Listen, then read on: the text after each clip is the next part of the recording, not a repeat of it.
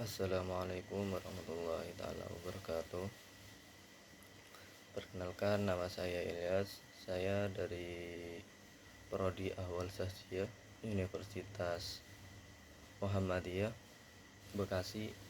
Saya di sini akan menjelaskan wazan fi'il sulasi mujarrad. Nah, di sini saya akan menjelaskan apa itu wazan dan fi'il sulasi mujarrad. Pertama-tama kita harus mengenali apa itu wazan. Nah, wazan adalah pola atau cetakan yang digunakan untuk membentuk kata-kata dalam bahasa Arab. Nah, kita analogikan supaya kita lebih gampang memahaminya. Bayangkan aja seperti cetakan kue. Nah, adonan yang sama jika dimasukkan ke cetakan yang berbeda, maka akan menghasilkan bentuk yang berbeda. Nah, begitu juga dalam bahasa Arab. Satu akar kata yang sama jika dimasukkan ke pola yang berbeda, maka maknanya juga itu akan berbeda. Nah, lanjut ke fi'il sulasi mujarrad. Fi'il sulasi mujarrad, apa itu fi'il sulasi mujarrad? Fi'il adalah kata kerja, dan sulasi itu artinya terdiri dari 3 huruf, tidak ada tambahan. Contohnya itu kita mengambil contoh ialah katabah yang terdiri dari huruf kaf, ta, dan juga ba. Nah, yang kalau disatuin itu katabah yang artinya telah menulis, karena hanya terdiri dari 3 huruf asli tanpa tambahan seperti yang tadi saya sampaikan. Maka itu disebut fi'il sulasi mujarrad. Nah, apa sih tujuan mempelajari wazan ini? Nah, kita dengan mempelajari wazan, yang pertama bisa mengetahui makna suatu kata lebih cepat, memahami kandungan Al-Quran dengan lebih baik, dan juga bisa membedakan apakah suatu kata itu menunjukkan aktivitas, pekerjaan, atau rasa senang ataupun perasaan, atau juga bisa atau bisa sifat. Dan juga dengan mempelajarinya wazan ini kita mempermudah belajar ilmu sholaf dan nahwu. Nah, kita masuk wazan pertama yang kita akan bahas, yaitu adalah wazan fa'ila yaf'alu. Polanya itu fa'ila yaf'alu. Fa'ila itu termasuk ke fi'il madi, dan yaf'alu itu fi'il mudhari'. Nah, di wazan ini fa'ila itu kan huruf tengahnya berharakat kasro, dan yaf'alu berharakat fathah.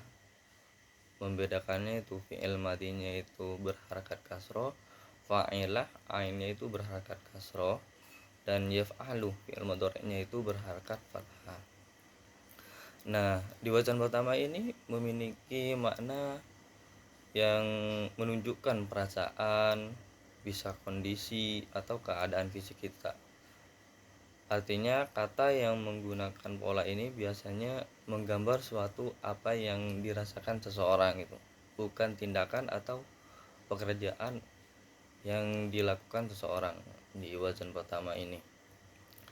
Kita ambil contoh yaitu fariha yafrahu. Fariha itu yang menjadi fi'il madi, dan yafrahu itu menjadi fi'il mudhari'nya dari wazan fa'ilah yaf'alu. Fariha yaitu artinya telah merasa gembira, dan yafrahu sedang atau akan merasa gembira, yaitu menunjukkan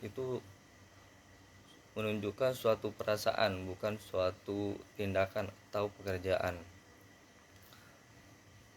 Nah, mengapa kata ini termasuk wazan pertama? Karena gembira merupakan kondisi hati atau perasaan yang seperti saya jelaskan. Seseorang itu tidak mengerjakan karena gembira itu seseorang tidak mengerjakan kegembiraan tetapi merasakannya. Suatu gembira itu adalah suatu perasaan hati yang dituangkan gitu, bukan suatu pekerjaan. Nah, juga ada contoh yang kedua, hazinah ya zano. Hazinah telah merasa sedih, ya zano sedang atau akan merasa sedih. Hazinah ya zano dari wazan fa'ilah yaf'alu. Penjelasannya sama seperti yang awal tadi. Dan juga contoh yang ketiga, ta'ibah yat'abu. Ta'ibah telah merasa lelah, dan yat'abu sedang atau akan merasa lelah. Lelah itu merupakan kondisi tubuh kita, bukan aktivitas. Karena itu juga termasuk wazan pertama.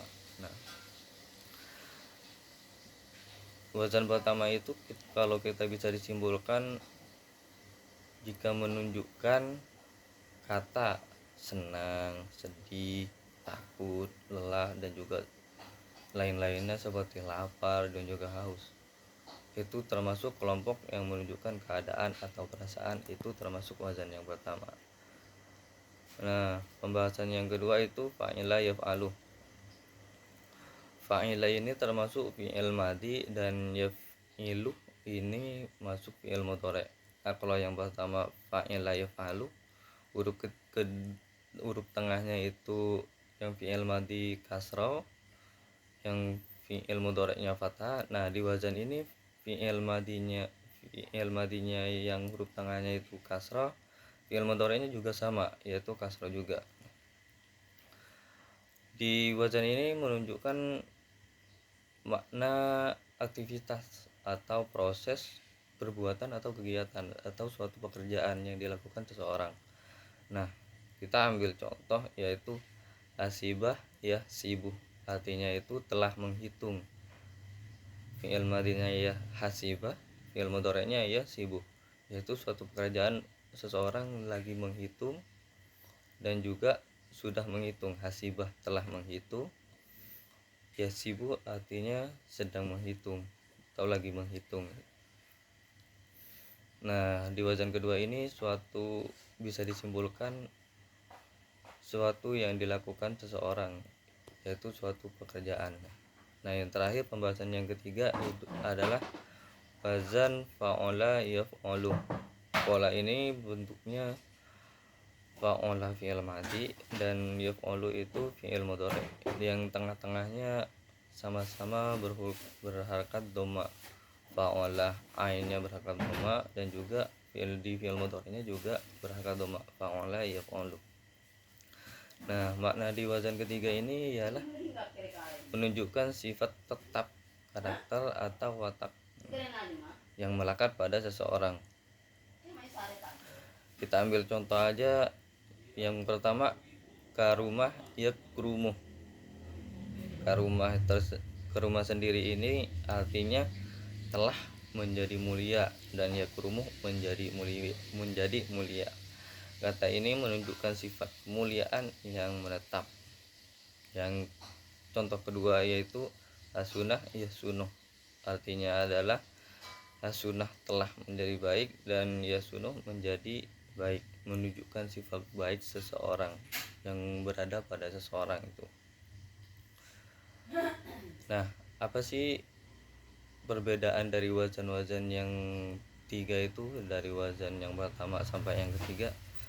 Kalau wazan yang pertama itu fa'ila yaf'alu, menunjukkan perasaan atau keadaan seseorang, yaitu contohnya yang pertama farihah, rasa gembira, dan yang kedua fa'ila yaf'ilu, itu menunjukkan suatu aktivitas atau pekerjaan, dan yang ketiga itu fa'ala yaf'alu, yang artinya itu sifat atau karakter seseorang.